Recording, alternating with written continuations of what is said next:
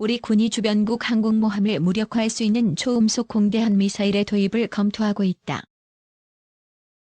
군 관계자에 따르면 초음속 공대함 미사일의 도입과 관련해 지난 3월 초 공대함 유도탄 -2 사업명으로 선행 연구 조사 분석 공고가 나온 것으로 확인됐다.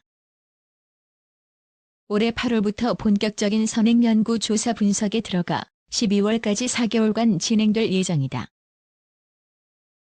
일반적으로 대한미사일은 아음속, 즉 마하 0.5에서 0.7 정도의 속도로 날아가는 반면 초음속 대한미사일은 마하 2에서 3으로 비행하기 때문에 방어하는 입장에서는 요격이 쉽지 않은 매우 까다로운 무기다.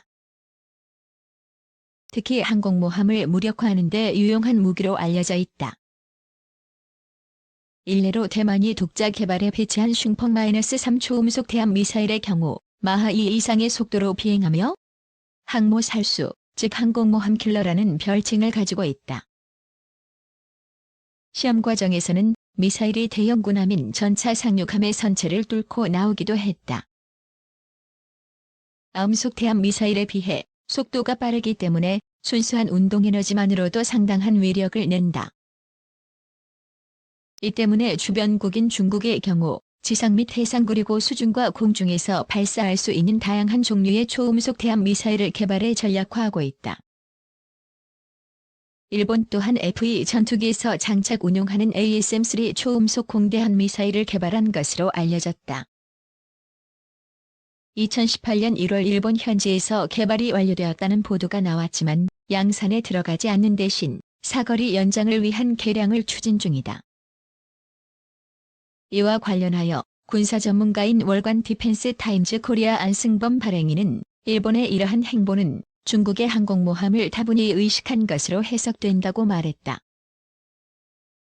중국, 일본, 대만 등 주변국과 달리 우리나라는 아직까지 초음속 대함 미사일을 운용하지 않는다.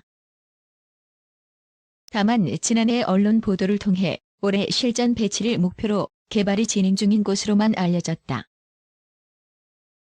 비닉 사업, 즉 기밀 유지 사업인 관계로 개발 중인 초음속 대함 미사일에 대한 자세한 정보가 공개되지는 않았지만 군 관계자에 따르면 지난 2007년부터 개발이 검토되었으며 지상 및 해상 그리고 수중에서 운용될 예정으로 전해진다. 우리 군이 어떤 방식으로 초음속 공대함 미사일을 도입할지도 관심사다. 아직 선행 연구가 진행되진 않았지만 우리의 주요 무기 수입국인 미국이나 유럽은 초음속 공대함 미사일이 없는 상황이다. 이 때문에 현재 국내 개발 중인 초음속 대함 미사일을 미티어 미사일 탑재한 KF-X, AIM-120 의존 일본 전투기 압도 한국의 4.5세 전투기 KF-X에 탑재될 미사일이 유럽의 미티어 공대공 미사일로 결정되면서 AIM-120에 의존한 일본 전투기보다 성능이 우위가 될 것이라는 미국 군사 전문 매체가 보도했습니다. 미국의 군사 전문 웹진이는 한국이 개발 중인 제4.5세대 전투기 KF-X가 유럽의 공대공 미사일 미티어를 탑재함으로써 이미 사거리 300에서 400km 공대공 미사일을 보유한 러시아나 중국과의 미사일 사거리 간격을 좁히고 AIM-120에 의존했던 일본의 F-15J, F-2, F-35A에 대한 우월성을 확보할 것이라고 보도했습니다. 특히 한국은 최신형 전투기 숫자에서 일본에 뒤떨어진다면서 한국이 장거리 미사일인 미티아 보유함으로 인해 일본의 우위성에 대항할 수 있는 몇 안 되는 전투기를 갖게 됐다고 전했습니다. 유럽 항위 산업체 MBDA사는 지난 11월 22일 한국이 개발 중인 KF-X에 대해 장거리 공대공 미사일 미티어를 통합하기 위한 계약을 체결했다고 발표했죠.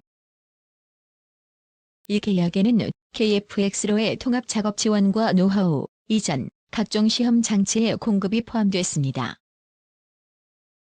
보도에 따르면 MBDA사가 개발한 장거리 공대공 미사일 미티어는 기본적으로 유럽제 레이더에만 통합을 허용했고 실제로 한국보다 먼저 미티어 통합을 희망한 인도에는 통합을 허가해주지 않았다면서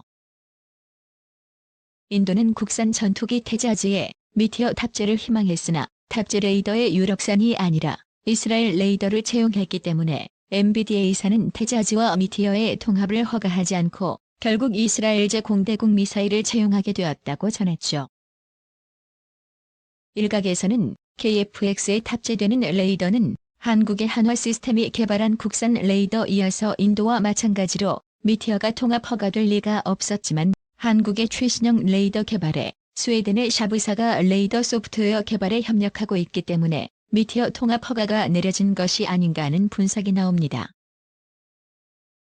한국의 KF-X는 당초 미국 AIM-120이나 AIM-9을 탑재할 예정이었으나 KF-X로 통합하기 위한 무기 데이터 공개를 미국이 거부하자 AIM-120 대신 미티어를 AIM-9 대신 아이리스-T를 탑재하게 된 것이다. 여기서 미티어는 사거리 최대 300km의 장거리 공대공 미사일이고 아이리스-T는 사거리 35km의 열추적 공대공 단거리 미사일입니다. 미국에는 한국의 KF-X가 AIM-120보다 3배 가까운 사거리를 가진다면서 KF-X가 미티어 공대공 미사일 보유에 성공한 것에 대해서 비유럽산 전투기에 통합된 최초의 전투기가 됐다고 전했습니다.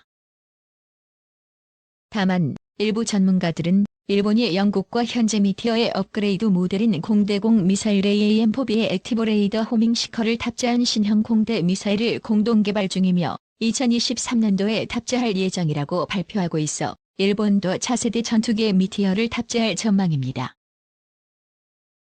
전문가들은 한국이 KF-X 4.5세대, 5세대, 6세대 전투기 개발을 중단 없이 한 단계 업그레이드해야 하고 더불어 국산 미사일을 개발해 박차를 가해야 한다고 입을 모은다.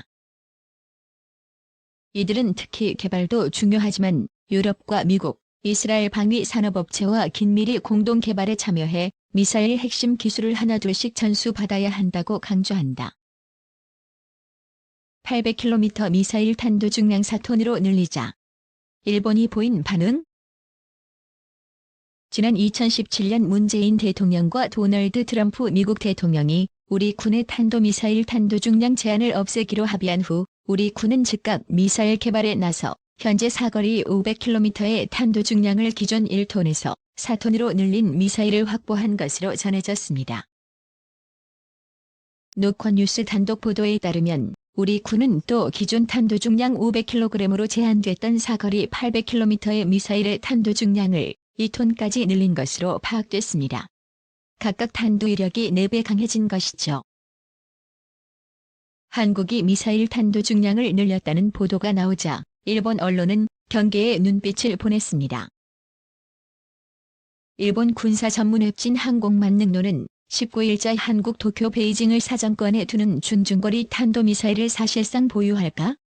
라는 제목의 기사에서